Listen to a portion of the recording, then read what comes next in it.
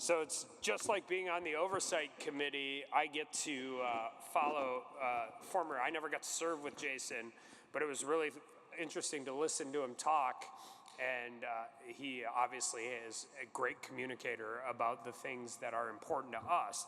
But I think he touched on something that is really, really important. And when I look across the room, I feel like I always worry when I get up here because I think at some point in time over the last 18 months, you've all probably heard me speak at some point in time because you're all actively engaged. You all care about the issues that I care about. So it's always, I don't ever want to be boring and repetitive, but I think what he did touch on when he's talking about Elijah Cummings, because Elijah Cummings was the chairman of the Oversight Committee when I got to Congress in 2018. And Elijah was a true gentleman, and but he was from inner city Baltimore, and I don't doubt for a second that he has no single concept about it. And I might not actually mention coal in a real meaningful way in this entire speech because I think it is a very, very big symptom of the same things that are predicators to us. And I'll start with something that I think is really important. And you watch whatever talking head on CNN or MSNBC, and they talk about it. Last night during the debate, one of my colleagues tweeted out, sometimes it's just the guns. And I retweeted her and I said, the trigger never pulls itself. Like, you can't have these conversations, but you have these rich, city-dwelling East Coast liberals that talk about AK-15s or AR-47s and everything they know about firearms they watched in a James Bond movie. Like, you get questions during the police brutality hearings about why didn't you just shoot him in the leg? Well, because it's not a James Bond movie. And you deal with these issues and you deal with these things and you're dealing with things that we all know, we deal with on a daily basis. And their version of the outdoors is Central Park. Elijah Cummings, inner city Baltimore, thinks that you can't have forest land without trees. Thinks that an oil well looks like the Beverly Hillbillies or There Will Be Blood, and everything's gushing. Every single liberal politician in DC thinks any single place where you mine coal, 19 miners die in a mine every day, and it's a Superfund site. We dealt with this during the DAPL protest. I was the state party chairman and I was the chair of the Senate Judiciary Committee. And I'm getting calls from MSNBC news people talking about all of these different things. I'm like, we hunt and fish here. Our kids go to school here. We live and play here. This Saturday, I get to do something really cool. I get to go to the Ninth River. I get to go to Beulah. I get to go to the Ninth River, Pheasants Forever. They're doing their youth mentorship hunt. It's opening youth season. And I can't imagine that 85% of the kids that we're taking hunting don't have something to do with the industry and with what we're dealing with.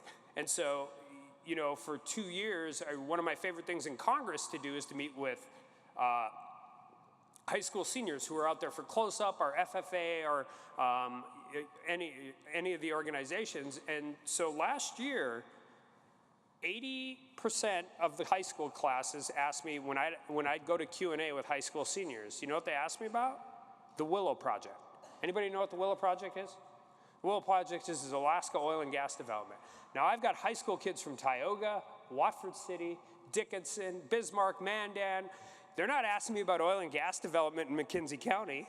They're not asking me about oil and gas development in Williams County. They're not asking me about oil and gas development in Dunn County. They're asking me about my views on the Willow Project. Well, you know how they heard it? TikTok. Seniors in high school from Watford City are asking me about an oil and gas development in Alaska. This is where the information war is happening. This is where the information war doesn't exist. We don't deal with this stuff in a real meaningful way. We spend a lot of time talking about this, and I'm going to get to my homework assignment for everybody here in a second. You all see the Humane Society of America commercials, right? Whatever news channel you're watching, they're like a 90-second commercial about this dog that's abandoned and whatever. We are conning people all over the country to import dogs from Vietnam. Now, I don't know how many of you are on your phone already, if this has gotten boring, but at some point in time, go look at any animal shelter in North Dakota. You can go to Bismarck, you can go to Grand Forks, you can go to Fargo, you can go to Dickinson. You can go adopt a dog in North Dakota right now that is 2 weeks away from being euthanized. But instead, they're taking dollars after dollars after dollars, and I think the ag commissioners here, we aren't even talking about the disease and the import and the other problem, and they're conning these people into importing a dog from Southeast Asia when they could just drive down the street and do it. Not only is it more expensive, not only is it those types of things, and they deal with this, and these are the types of things. The people who are driving the message don't understand how we live, play, and work. They just don't. And the ones who do hide the fact that they do because it's pushing a narrative, and it's pushing a narrative that we want. You know, the other thing I always do with the high school seniors, and this is my favorite thing to do because, one, you're talking to North Dakota kids from a small town, and I always tell them, never apologize where you're from. And here's why. I take a kid from Waterford City, could take a kid from Lincoln, could take a kid from Bismarck, could take a kid from Mott, anywhere. I could take a kid from North Dakota, and I take him in DC, and I could give him $2,000. And I'd say, you go find a place to live, to stay, you figure out how to sustain yourself, and I'll pick you up in a month. And they'd figure it out. Some of them would like it, some of them would hate it, but I could come pick them up in a month, and we could take them back home, and they would have figured out where to find a low-rent hotel room, where to eat, where to do whatever. I take a kid from inner city DC, and I drop him off in Mott, North Dakota. I'll come back in a month, they'll still be standing on the street corner. Like, they won't understand it. We should never apologize about where we're from. We should never apologize about what we do, why we do it, and how we do it. Now, the second part of this that is really, really important, and I'm glad Jason talked about the Chevron deference, because I'm going to talk about it a little bit too, but recognizing what climate policies are in DC is not that hard to figure out. They're the same thing as every other political policy. They're about control, they're about money, and the only thing unique about the climate fight is it's about outsourcing our guilt. We'd shut down Coal Creek tomorrow. We could shut down all American oil or coal production for energy tomorrow, and the world's still gonna burn more coal in a week. And it's gonna burn more coal in a year. But if China's building a new coal plant in Africa, or China's putting a new coal plant online in China, or you're sending 14-year-old slaves in the Democratic Republic of the Congo down into a cobalt mine so somebody can sit around a Manhattan apartment and talk about the $7,000 rebate they got on their Tesla, I guess it's just, all you're doing is outsourcing your guilt. We're not interested in actually sustaining policy. Like, you can have the conversation about carbon, you can have the conversation about climate change, and I will have it because I have told many people I don't care necessarily what the science is because the political science is settled. 85% of the people under the age of 30 rate climate change as a 1, 2, or 3 issue with high intensity. That means they care about it. And by the way, it doesn't matter if you're a rural kid, urban kid, Republican kid, Democratic kid. It's a high intensity issue, and it's a 1, 2, or 3 issue for 85% of them. That means they care about it and they vote on it. So we have to win the fight. And it's really hard to win the fight when somebody doesn't know the difference between a 12-gauge Benelli shotgun and a 12-gauge Browning over and under shotgun. It's really hard to win the fight when the people who are driving the narrative don't have any interest of actually coming out here and seeing this. He was talking about bringing Elijah Cummings to his district. They do a lot of these bipartisan deals. There's a member of Congress from Texas who's a Democrat who's actually one of the better energy members of Congress. And we were going to do a district swap. And they were completely comfortable going to Bakken oil field. They were comfortable going to all of that. She wouldn't get photographed at a coal mine. Like, it was political suicide for her to even just go see what we do for reclamation in Beulah and Hazen and Mercer County. Like, it ended up not working because of dumb ways Congress works, but I almost canceled the trip even before it got canceled for scheduling reasons. I'm like, if you don't want to see it all, then I don't know why I'm going to bring you up here. So why does Chevron matter? I have in my garage at home, somebody gave it to me when I passed the bar, and it's this little wood thing, and it's nailed up on I've had it with me since I first started as a lawyer, and it says, "Sue the bastards." That's why Chevron matters, because you know who always has standing against a federal regulation? The state that's being regulated. We are going to have an opportunity to go after these things, and it's not the big things. We got to remember the big things are what's called the major questions doctrine. But it's all these little dumb, silly, stupid things that make your job harder, make profit margins lower, dealing with all of those different issues. And you know what we're going to do? We're going to sue them. And we're going to keep suing him. And we're going to join every lawsuit we can because he's 100% right. Congress has met the enemy, and the enemy is us. Because somewhere along the line, probably right around the Green New Deal, we recognize, James Madison said that Congress would fight to the death to protect its Article I authority. And that was probably true in James Madison's time. I've been in Congress for 6 years. You know what I've recognized Congress will fight to the death to do? Stay a member of Congress. And so if they can outsource all the real responsibilities to some nameless, faceless bureaucrat in the EPA or Interior or all of those different issues, then they will do it because they don't have to make, you write it, the entire premise around writing a 5-page law that turns into a 10,000-page rule is what's functionally broken with the federal government. Because most of you, if you don't have my cell phone number, you're sitting next to somebody who does. I am your only elected representative in Washington, D.C. You can get me on the phone. I don't care if you're calling Interior or the EPA or the USDA or Department of Energy. The likelihood of you getting anybody on the phone is not great. The likelihood of you getting the same person on the phone twice is almost zero. And that is by design. The bureaucracy is designed to make your job harder. And make no mistake about it, that's where we're at. Now, what I will tell you is the same thing I tell everybody. We're coming up on, why is this next election the most consequential election of our lifetime? Because it's the only one we can affect the outcome of. The last one's over. The one before that is over. But it really, really matters. I mean, North Dakota has to sue Minnesota every 3 weeks to just get them to take the power we provide. That governor's on the ticket. The presidential candidate has said she wants to ban all fracking. I mean, we're not talking federal lands versus state lands. We're talking about all fracking. They hate coal, they hate oil, they hate all of these things, but what they really hate is how we live, work, and play. Coal is necessary to provide energy, but coal is also necessary to give kids in Beulah and Hazen and Washburn and Turtle Lake an actual meaningful school, and I get to take them hunting on Saturday, and you get to do those things. To us, it's not about all of those things. It's about, being able to see your grandkids and your mom and your dad and your brother and your sister more than at just Christmas and holidays. And we can talk about it. I've had these conversations with every one of the agencies, is you talk about all the green jobs that are going to be created across the country. And I'm like, well, great. What does that do for Beulah and Hazen? 17 temporary jobs to put up a solar farm in Florida doesn't do me any good because nothing else scales up like ag and energy. If this industry goes away, it doesn't just hurt them. It doesn't hurt Riverdale. It hurts all of those. It hurts Bismarck. It hurts Mandan. We provide something the world needs, and we do it well. And I oftentimes tell everybody out there is, how about instead of just telling us how to do it, you just say thank you for doing it. And this fight is coming, and it's in this room more because one of the dirty little secrets which the Democrats have figured out is producing states have too much control over production.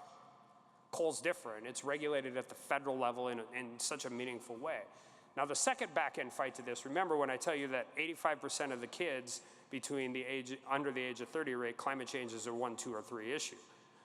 We can provide coal on an even playing field cheaper than everybody else. We can provide energy cheaper than any other source. By the way, even if natural gas is cheap now, it's not going to be cheap forever, right? It's an international. Coal costs in how far away you have to drive the drag truck to do a lignite, to mine it, bring it over to the plant and burn it. The problem is we're not in an equal playing field. So we have a second fight here, and we have a group of conservatives in Congress who ideologically I agree with, that they just don't support any subsidies. I'm like, well, that's great, but we can't get rid of the repower provision or we can't get rid of the PTC. So if you're not going to help us figure out how to compete with an industry that's allowed to sell electrons onto the grid for cheaper than it costs to produce, then how are you doing it? And there's CEOs and people of these companies and utilities, I don't blame them. I think sometimes we demonize the wrong people for this. We should demonize ourselves. We created the structure. If you have the ability to do this, and if you have investors, and if you have all of these different things, so we have to also recognize that sometimes we have to fight with our own side and say, yeah, I agree with you. Do I love 45Q at direct pay? Not necessarily. Do I like 45Z? Not necessarily. Do I believe they're necessary for the industry that has to survive to keep the lights on in February when it's 20 degrees below zero? Yes. Nobody cares about my ideological purity if we're shutting down 85% of the coal in North Dakota. Because I'll vote against the repower provision. I don't think they need it anymore. You know, the average wind turbine lasts 17 years. Do you know when the average wind farm is repowered? Almost to the day? 10 years. Anybody know why? Because that's when the repower provision tax credit kicks in. Now, I don't blame the companies who own them for doing it. I'd do it too. It's a financial benefit, right? That's how it works. That's where you're at. That's what all of this stuff does. So you have to be able to do this. You have to be able to understand it, and we have to recognize the reality of the situation. Because 10 years from now, we're going to burn more coal in the United States than we do today. But what happens in those 10 years? Because sooner or later it's going to work. And I see Stacy out here, and we've talked about this. I think the one thing that we have truly to our advantage in North Dakota and in this space is most of the ESG investing across the world has been pushed by tech billionaires. Really, if you look down to how ESG started, you got a lot of liberal Californians, a lot of different people pushing it. Well, here's the problem. Those same tech billionaires know their next $1 billion is going to be made in quantum computing, artificial intelligence, and data centers. And you know what they all know? Can't power them by wind and solar alone. They take too much power. So we have a tremendous opportunity in North Dakota, particularly with our infrastructure, our climate, and our business climate, to maximize that. But I also think we have a tremendous opportunity to put pressure on the very people who are trying to put us out of business into recognizing that they very, very, very much need this business. Because when it comes to the difference of making another $1 billion or climate change, I promise you they're all going to pick making another $1 billion. And we have opportunities to do this. We have opportunities to move forward, but we have to get aggressive. I'm going to end with a story because I'm already a minute 40 over time. I serve on the Energy and Commerce Committee, which is obviously energy. It touches everything. And through the course of my 6 years in Congress, I've got to get to know a guy who represents a lot of people in the medical device business, because we also cover about 80 Ways and Means in Energy and Commerce kind of split healthcare. So he sets up a meeting with me, and when you're dealing with medical device companies, you're dealing with like Boston Scientific, I've met with them numerous times over the last 6 years, and you want to feel stupid? Sit down and talk to a bunch of people. They have more initials behind their names than I spent years in school. Like, they're speaking English to me, I just don't understand any of the words. Like, they really, really are smart. So they come in and they're distraught. They're absolutely distraught because their FDA license is predicated on where their machines get sterilized. And there's like 6 plants in the US where their machines get sterilized. And so what's going on is the EPA is going after the sterilization plants over NOx emissions. And like, when you get your license for medical device stuff, this has kept somebody in your family alive. Like, these are serious, serious things. Anything from a pacemaker to whatever, when you get into a car accident and they're plugging you in, these devices are all licensed. They have to go through the whole FDA problem. And so I've got all these super smart scientists in my office that are really, really like terrified, because they're like, if they shut down the plant that's on my license, I can't just move to the next plant. I got to reapply for an 18-month license for a new sterilization. And they go around and they talk all about it. And I get to me and I'm like, well, this is fantastic. And they all look at me like they're appalled. And I'm like, finally an issue I know more about than you guys. I go, trust me when I tell you, with this EPA and this administration, this is a feature, not a bug. That's the difference right now in DC. You've all dealt with the EPA, you've all dealt with federal regulatory agencies, you've dealt with it for as long as you've been in this industry. And every time they get involved, the best case you can hope for is that you can get them to make it just bad and not an existential threat to what you do every day, right? Like, but you could get career EPA officials on the ground and say, I know why you're trying to do this, but this is why it won't work in North Dakota. And you could get them to back off on 85% of it because they actually cared. You could still do that now. The problem is under this administration, it goes back into OMB, back into the White House, and the ghost of Gina McCarthy comes out and puts it all back in. Because it's a feature, not a bug. They don't care if they lose lawsuits. They don't care what they're doing. They are on a massive agenda to demonize the things that keep the lights on in places like North Dakota and do all of that. And they continue to push it forward. So that's the difference. That's the structure. That's the fight. That's why what Jason said about the 3 Supreme Court justices, and we can talk about everything from guns to life to all of the consequential decisions. Nothing is going to be more consequential than Chevron deference. That case is going to give us an opportunity to keep fighting through this until the rest of the world realizes what we do here is really important, not just for us, but for them. And that allows us to survive while hopefully cooler and saner heads prevail. Now, how does that work? This presidential election is going to come down to 40 counties in 5 states. Control of the U.S. House, and I'm sorry, I try not to make many of these things partisan, but coal is no longer a bipartisan issue. It just simply isn't. There's no Democrat in D.C. that's going to vote for coal. So the control of the U.S. House of Representatives is going to come down to be, at the outside, the far end is 35 states. 35 districts. You know what they don't have in Wisconsin 1? Coal. You know what they don't have in New York? Coal. You know what they don't have in California? Coal.